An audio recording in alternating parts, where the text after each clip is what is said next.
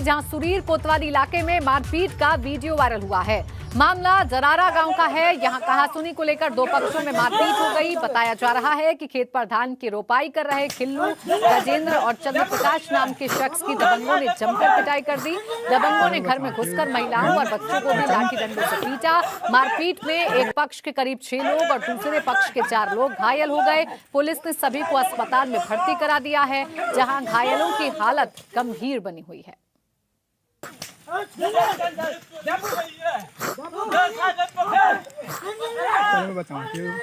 तो घर में घुसकर महिलाओं और बच्चों को भी पीटा है। खेत पर भी देखिए 3 लोगों की किस तरीके से पिटाई की जा रही है, वो आप तस्वीरों में देख सकते हैं।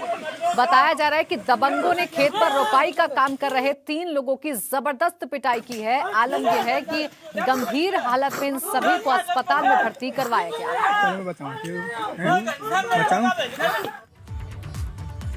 और अब खबर वाराणसी से, जहां एम्बुलेंस कर्मियों की हड़ताल से लोग हलकान हो गए हैं। ठेले पर बीमार पत्नी को लेकर अस्पताल पहुंचा है पति। ठेले पर पत्नी को ले जाते वीडियो वायरल हो गया है। बीएचयू के सर सुंदरलाल अस्पताल ले जाते वीडियो वायरल हुआ है। तस्वीरें देखिए हम आपको दिखा रहे हैं और ये तस्वीरें बताने के लिए काफी हैं कि एम्बुलेंस कर्मियों की हड़ताल का सीधा असर आम लोगों पर पड़ रहा है। अब सवाल यह है कि जब एम्बुलेंस कर्मचारी अपनी मांग पर अड़े हुए हैं, अपनी जिद पर अड़े हुए हैं, तो ऐसे लोगों के लिए जिन्हें एम्बुलेंस की सख्त जरूरत है, वैकल्पिक व्यवस्था क्यों नहीं की गई है, ये सबसे बड़ा सवाल है। क्योंकि ये तस्वीरें बताने के लिए काफी हैं कि कितनी मुश्किलें लोगों को हो रही हैं। नीतीश मेरे सहयोगी वाराणसी से जुड़ गए ज्यादा जानकारी के साथ। नीतीश, देखिए ये जो तस्वीरें हैं अपने आप पे चीख चीख कर कई सवाल कर रही हैं। सवाल ये है कि जब ये मसला सुलझ नहीं पा रहा है तो इतने बीच के लिए किसी वैकल्पिक व्यवस्था की ओर ध्यान क्यों नहीं दिया जा रहा है? निश्चित तौर पर प्राची, जिस तरह की तस्वीर सामने आई है वो तस्वीर एक खिलाने वाली तस्वीर है। अगर विरोध था, अगर विरोध की आशंका थी, हड़ताल के बढ़ने की आशंका थी, तो इसकी वैकल्पिक व्यवस्था की जानी चाहिए थी। लेकिन वाराणसी प्रशासन और खासतौर पे कहे चिकित्सा का जो महकमा है, इन सब से अनजान होकर कहीं बैठा हुआ है। जब हमारी बातचीत हुई इस मामले को लेकर सीएमओ से और अन्य लोगों से, तो उनका साफ तौर पर यह कहना है कि आगे आने वाले दिनों में अगर समस्या बढ़ेगी तो हम रोडवेज के कर्मियों को भी इसमें इन्वॉल्व करेंगे और अन्य बस संचालकों या अन्य जो ड्राइवर है उनको इन्वॉल्व करके हम एम्बुलेंस को संचालित करेंगे। लेकिन सवाल ये उठता है कि आखिर व्यवस्था को संचालित कब करेंगे, जब व्यवस्था हाथ से बाहर निकल जाएगी। ये तस्वीरें बहुत कुछ कहती हैं, उस सुस्त महकमे की तरफ इशारा करती है जो वाराणसी में काबिज है, उस सुस्त व्यवस्था की तरफ इशारा करती है जो चिकित्सा के इस तस्वीर को बयां करता है। तो निश्चित तौर पे जो ये तस्वीर है वो कई सवाल खड़े कर रही है और अब ये देखना होगा कि क्या वाराणसी का चिकित्सा महकमा, वाराणसी प्रशासन इस तरह की तस्वीरों को देखकर आगे कोई व्यवस्था करता है, कोई वैकल्पिक व्यवस्था करता है, या तस्वीरें और परेशानी यूं ही बनी रहती है। बिल्कुल नीतीश, ये देखने वाली बात होगी और ये तस्वीरें आंखें खोल देने वाली हैं। अब देखने वाली बात है कब तक आंखें खुल पाती हैं प्रशासन की। शुक्रिया तमाम जानकारी के लिए।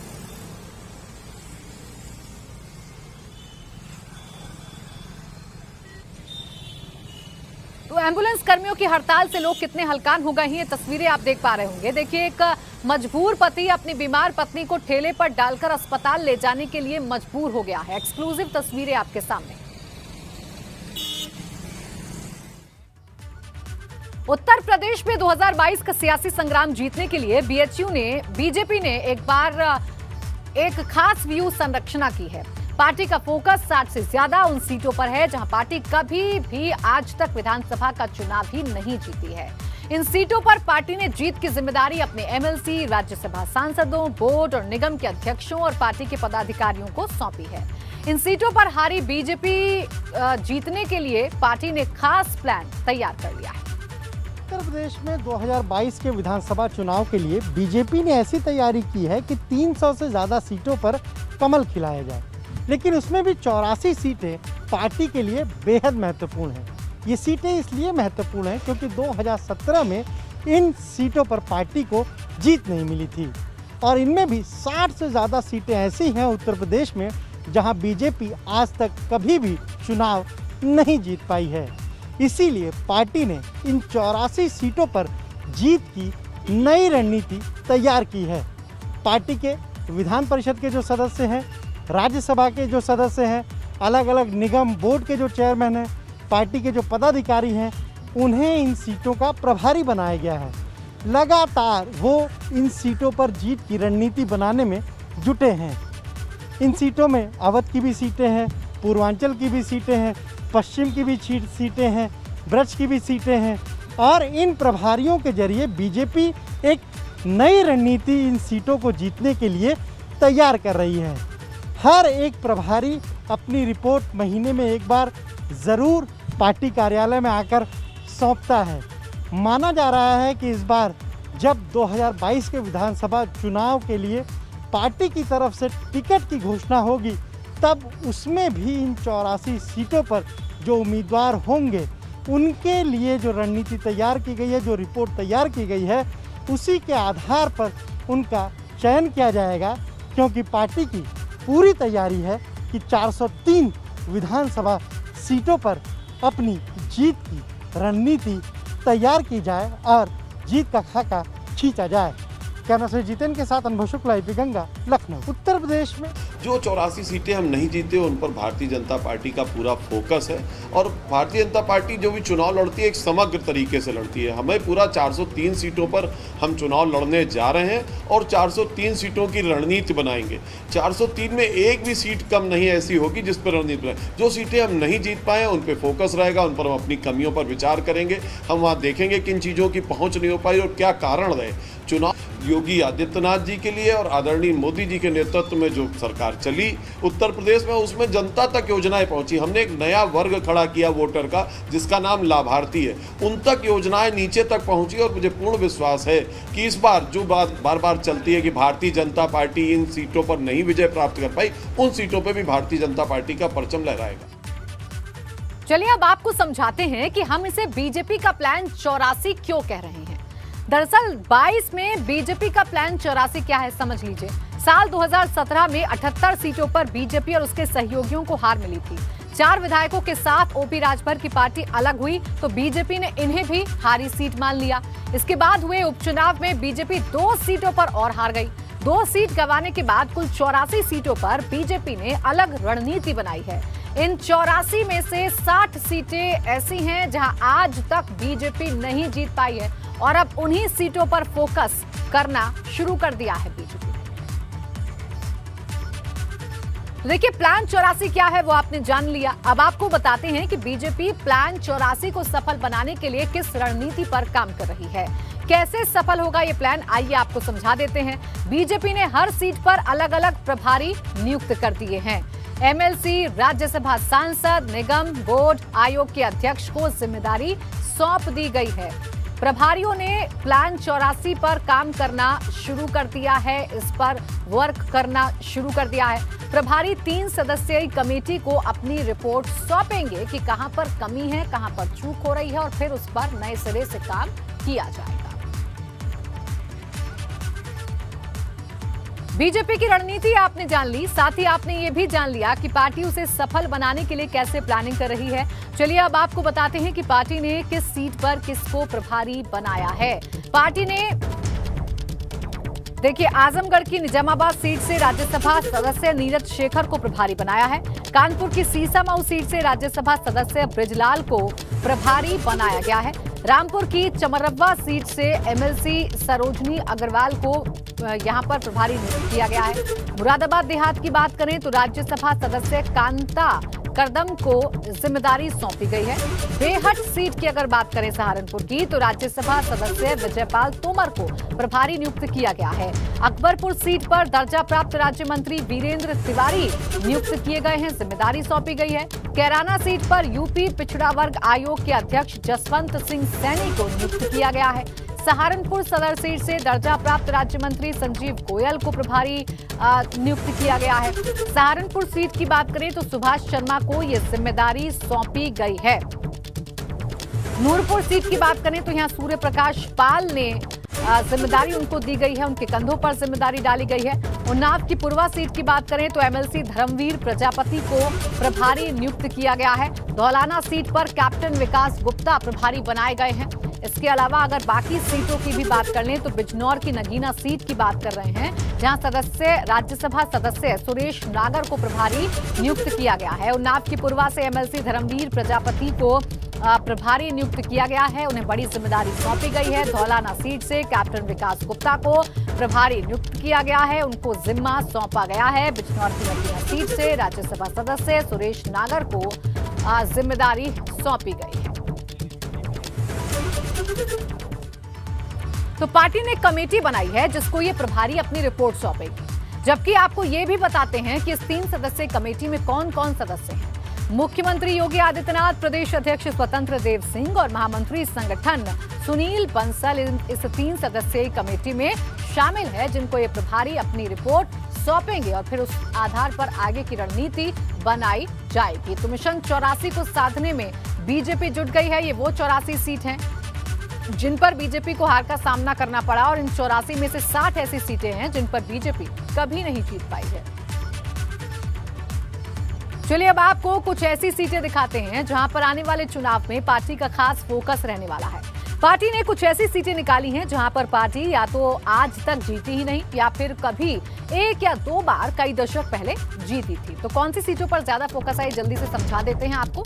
अंबेडकर नगर की अकबरपुर सीट पर फोकस रहेगा, आजमगढ़ की निजामाबाद सीट पर फोकस रहेगा, सीतापुर की सिधौली सीट पर, रायबरेली की हरचंदपुर सीट पर, लखनऊ की मोहनलालगंज सीट, रायबरेली की रायबरेली सदर सीट काफी महत्वपूर्ण है, अंबेडकर नगर की अकबरपुर सीट काफी महत्वपूर्ण है, आजमगढ़ की निजामाबाद सीट काफी महत्वपूर्ण है। कानपुर की सीसामऊ सीट पर ज्यादा फोकस रहेगा, आजमगढ़ सदर सीट पर ज्यादा फोकस रहेगा, प्रतापगढ़ की रामपुर खास सीट पर फोकस रहेगा, इटावा की जसवंत नगर सीट पर फोकस रहेगा, रायबरेली की ऊंचाहार सीट, तो जौनपुर की मलहनी सीट पर बीजेपी फोकस करेगी। तो ये वो सीटें हैं जिन पर बीजेपी का ज्यादा फोकस रहेगा। आजमगढ़ की अतरौलिया सीट भी शामिल है और मुबारकपुर सीट भी आजमगढ़ की इसमें शामिल है। गोपालपुर सीट और प्रतापगढ़ की कुंडा सीट पर भी बीजेपी इस बार ज्यादा फोकस करने वाली है।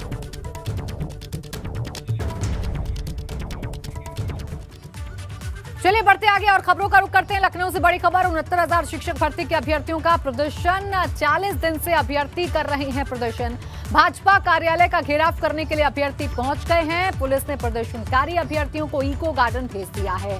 69,000 से 22,000 सीटें जोड़ने की मांग की जा रही है। तो ये आपको बड़ी खबर बता रहे हैं। तस्वीरें आप देख लीजिए। देखिए 40 दिनों से लगातार ये जो अभ्यर्थी हैं वो प्रदर्शन कर रहे हैं, लेकिन आज उनका प्रदर्शन काफी चरम पर पहुंच चुका है क्योंकि भाजपा कार्यालय का घेराव करने के लिए अभ्यर्थी पहुंचे हैं। 69,000 में 22,000 सीटें और जोड़ने की मांग अभ्यर्थियों की तरफ से की जा रही है। हालांकि इस दौरान पुलिस प्रशासन मौजूद रहा और सबको इको गार्डन भेज दिया गया है। ये अभ्यर्थी 40 दिनों से प्रदर्शन पर बैठे हुए हैं, 40 दिन से प्रदर्शन कर रहे हैं और आज भाजपा का घेराव करने के लिए, भाजपा कार्यालय का घेराव करने के लिए ये जो अभ्यर्थी हैं वो पहुंच गए, जहां पर पुलिस प्रशासन भी मौजूद रहा और इन सभी को फिलहाल इको गार्डन भेजा गया। योगी सरकार जल्दी बड़ा ऐलान कर सकती है और माना जा रहा है कि यह ऐलान मुख्यमंत्री की प्राथमिकता वाले बेसिक शिक्षा विभाग से जुड़ा होगा। सूत्रों की माने तो इस साल प्रदेश के परिषदीय स्कूलों में पढ़ने वाले बच्चों को जूते, मोजे, स्कूल बैग, यूनिफॉर्म और स्वेटर नहीं बांटेगी, बल्कि इस साल सरकार इन योजनाओं का पैसा सीधे अभिभावकों के खाते में भेजने की तैयारी में है। लेकिन आपको बता दें कि हर साल जूते, मोजे और स्कूल बैग के टेंडर की बेसिक शिक्षा विभाग प्रक्रिया पूरी कर लेता है, लेकिन सत्र को हुए 1 महीना होने वाला है, अब तक टेंडर नहीं हुआ है। हालांकि बेसिक शिक्षा मंत्री का कहना है कि हर साल की तरह इस बार भी सभी योजनाओं का लाभ बच्चों को मिलेगा।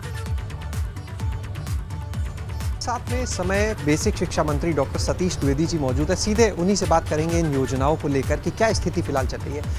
मंत्री जी, जानना चाहेंगे बेसिक शिक्षा विभाग के परिषद के जो स्कूल हैं वहाँ पे हर साल जूते, मोजे, यूनिफॉर्म, स्कूल बैग, स्वेटर, इन सब चीज़ों का वितरण होता है। अभी तक जूते, मोजे, स्कूल बैग, इन सब चीज़ों के लिए ना कोई टेंडर की प्रक्रिया शुरू हुई। क्या बचा है जुलाई बीतने को? देखिए, बहुत सारी चीज़ें कोविड के कारण प्रभावित हुई हैं। पिछली बार थोड़े दिनों के लिए स्कूल खुले, लेकिन फिर भी हम लोगों ने बच्चों को जो भी सुविधाएं उत्तर प्रदेश सरकार देती है, बैग, किताबें, जूते, मोजे, स्वेटर, 2 जोड़ी यूनिफॉर्म, ये सब निःशुल्क मिलता है, वो दिया गया। इस बार भी स्कूल खुलेगा तो बच्चों को जितनी सुविधाएं मिलती रही हैं वो सारी सुविधाएं मिलेंगी तय समय पर। आखिरी सवाल, चर्चा चल रही है, बीच में एक प्रस्ताव भी तैयार हो रहा था कि शायद सीधे खातों में योजनाओं का पैसा भेजा है जिससे भ्रष्टाचार पर भी लगाम लग जाए और सीधे सभी लाभार्थियों को फायदा मिले। क्या इस पर अभी कुछ आगे फैसला या इस पर मंथन चल रहा है? इन संभावनाओं पर भी विचार कर रहे हैं। मैंने आपसे कहा कि सरकार किस तरह से बच्चों को अच्छी सुविधा, गुणवत्तापूर्ण सुविधा, उनको संतुष्टि देने वाली सुविधा मिल सकती हो, ऐसे सारे विकल्पों पर विचार कर रही है। यहाँ पर हमने सुना बेसिक शिक्षा मंत्री डॉक्टर सतीश द्विवेदी जी को, उन्होंने भले ही खुले शब्दों में कुछ नहीं कहा, ये बोला लेकिन साफ कि योजनाओं का लाभ जैसे हर साल मिलता था इस बार भी मिलेगा। हालांकि मंथन इस पर भी कि सीधे इन योजनाओं का पैसा खातों में भेज दिया जाए जिससे कि इसमें किसी तरह का भ्रष्टाचार न हो पाए। कैमरा सहयोगी राजू के साथ शैलेश अरोरा, एबीपी गंगा, लखनऊ। सरकारी स्कूलों में जूते मोजे, स्कूल बैग समेत विभिन्न योजनाओं में जो चीजें दी जाती हैं उनकी गुणवत्ता पर कई बार सवाल खड़े हो चुके हैं। इसके अलावा कई बार इन योजनाओं को लेकर भ्रष्टाचार के आरोप भी लगे हैं। अगर सरकार इन योजनाओं का पैसा सीधे खातों में भेजती है तो सरकार और लाभार्थी दोनों को ही फायदा होगा। इतना ही नहीं, इस फैसले से आने वाले चुनाव में भी सरकार को फायदा हो सकता है। कैमरा सहयोगी राजू के साथ शैलेश अरोरा, एबीपी गंगा, लखनऊ। और सीएम योगी ने आज बागपत का दौरा किया। इस दौरान उन्होंने कई कार्यक्रमों में हिस्सा लिया। सीएम के बागपत दौरे की 5 तस्वीरें हम आपको दिखाते हैं और आपको समझाते हैं कि सीएम का आज का दौरा किस तरीके से रहा। पहली तस्वीर में सीएम बच्चों के साथ हंसी ठिठोली और मस्ती करते नजर आ रहे होंगे। दूसरी तस्वीर सीएम के जिला अस्पताल के निरीक्षण की। तीसरी तस्वीर में सीएम स्कूल में राशन बांटते नजर आए। चौथी तस्वीर में सीएम ने कोरोना टीकाकरण का जायजा लिया और 5वीं तस्वीर में सीएम ने अधिकारियों के साथ और जनप्रतिनिधियों के साथ बैठक की।